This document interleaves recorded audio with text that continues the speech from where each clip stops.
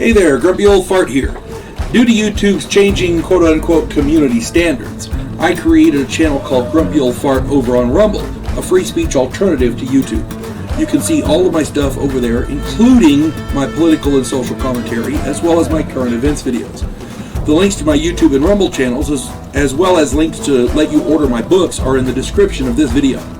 If you enjoy my content, please like, share, subscribe, and comment. I welcome your comments, even if you disagree with me. Now, on with the video. Hey there, Grumpy Old Fart here. I'm doing a Recon the Role-Playing Game advice video on ambush techniques. This is something you can, as a game master, as a mission director, you can show your players, you can explain to them how ambushes work. This is a little more information to help you make the bad guys more realistic as well. The ambush is one of the oldest tactical operations in history. Modern warfare has taken tactical ambushes to a science. There are three basic types of ambushes. The first is a deliberate ambush. You know the enemy will be at this point and at this time, so you can tailor the ambush to fit that enemy force at that point in time. So you have time to prepare, you're setting it up, you know they're going to be there, it's just a matter of, waiting on the time period. You got plenty of time to set it up and do it right. Then there's the ambush of opportunity. You know the enemy is operating in this area, so you are looking to find them.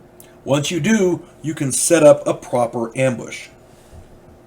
Not quite as much prep time as a deliberate ambush, but almost as good. And then you have the hasty ambush. You're on a long-range reconnaissance patrol, for example, and you happen to see an enemy force before they see you. This gives you time to set up a hasty ambush with the arms and equipment and resources on hand. You wouldn't plan on doing this, but you've got some stuff that can make it work. Okay? All of these different ambushes can be very effective, but the principles are all the same. Initiating the ambush is the most important thing. The first weapon you use to initiate the ambush needs to set the enemy into a state of confusion and chaos. And there's several weapons that you can use to do this. Rocket launchers, grenade launchers aren't very good for that. And then I'll explain that here in a minute. But rocket launchers, different kinds of explosives, that kind of thing. The best initiator, in my opinion, is the Claymore mine. One might argue that the Claymore was actually designed for ambushes. I think they designed it specifically to defend fixed positions, but man, it works so well in ambushes. Read up in the book on their effects and uses, and you'll see what I mean. Firearms should never be used as an initiator if possible. You could all open up at the same time, and I guess that's reasonable, but you have to signal to open up at the same time, and that signal can be heard. If you have one guy open up and he's the guy who sets off everybody else firing, that's fine. But the problem is, what if his gun jams? What if he misfires? Maybe he's a moron and forgot to load it? Who knows? There's always things that can go wrong. Too many moving parts in an automatic weapon. Once the Claymore goes, everybody knows to open up. It's that simple. Once the ambush is initiated, concentrated firepower should be used to sweep the area and kill everyone in the enemy force. That is, after all, the purpose of an ambush, to kill everybody there. Now, if you can get prisoners, that's great, but that's not the primary function of an ambush. It could be, and it's great, but the primary function is to kill everybody over there, to deprive them of resources, meaning weapons and equipment, to deprive them of fighting men, meaning to kill them. That's the purpose of an ambush. Placement of the Claymore mine and machine guns and riflemen are critical considerations. Here we get into the grenade launchers. Grenade launchers are very useful in ambushes, but should never be used as an initiator. If you've ever seen a grenade launcher being used, if you've ever fired one, here they give an audible thump or a bloop, hence the term thumper or blooper. They make that sound a second or so before the grenade impacts, so the enemy may have time to react. If they're walking along and they're alert and they hear bloop, oh crap, dive for cover, and they could escape in the initial explosion. Claymores don't do that. You activate a Claymore, it goes. Okay? And it's got a wide, directed blast pattern that can affect everybody in the area. And it's absolutely devastating. Claymores, in my opinion, are the best initiators of ambushes. There is a YouTube channel called Brent0331. Capital BRENT 0331. This guy is a military tactician. He does good videos. Go check out some of his stuff for more ideas. His information on military tactics is great. He has a video on ambushing that is absolutely fantastic. You really need to check that out. I myself prefer the L-shaped ambush. In my mind, they are the most effective while limiting the chances of friendly fire casualties. The last thing you want to do is open up with your ambush and hit your own guys. Okay? In an L-shaped, I'm going to explain an L-shaped ambush. In an L-shaped ambush, you have a rifleman and a machine gun. Grenadiers are also very effective in this situation. But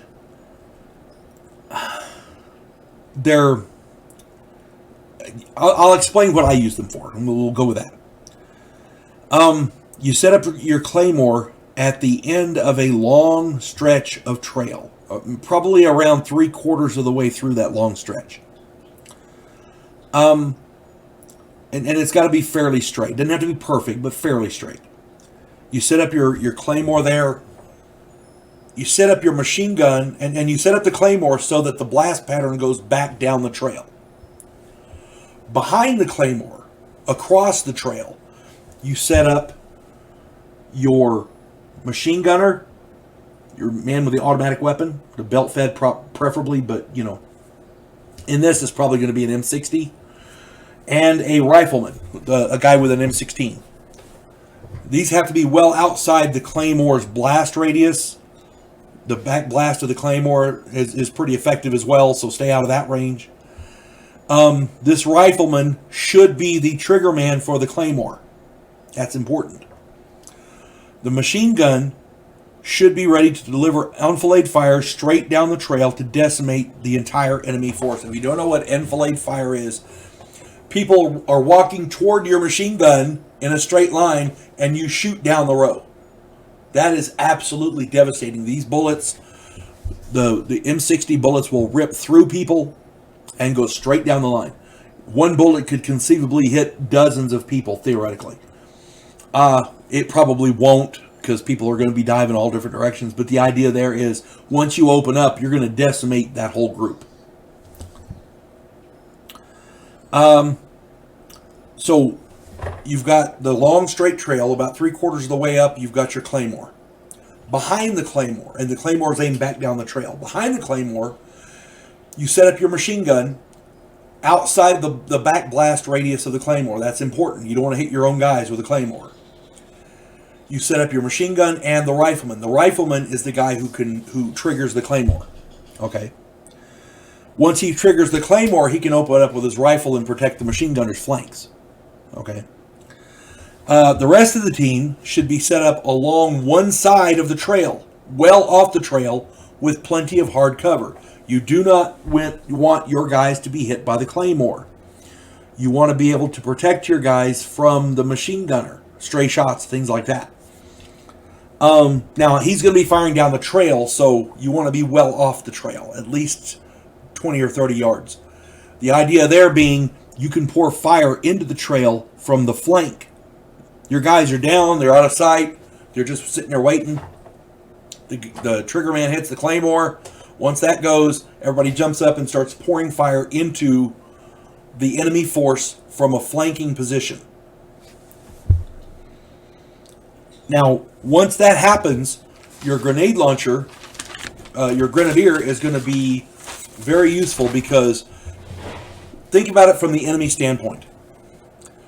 You just got hit with a blast, and now somebody up ahead of you is pouring machine gun fire into your positions. You want to get off the trail, you want to get cover. You can't go to the side where the machine gunners are, or where the rest of the team is, because they're shooting at you from over there. You got to get cover from them too. So the only way to go is the other way. So your guys, the enemy force is going to move off the trail to the opposite side of where your team is, so that they can get cover or escape.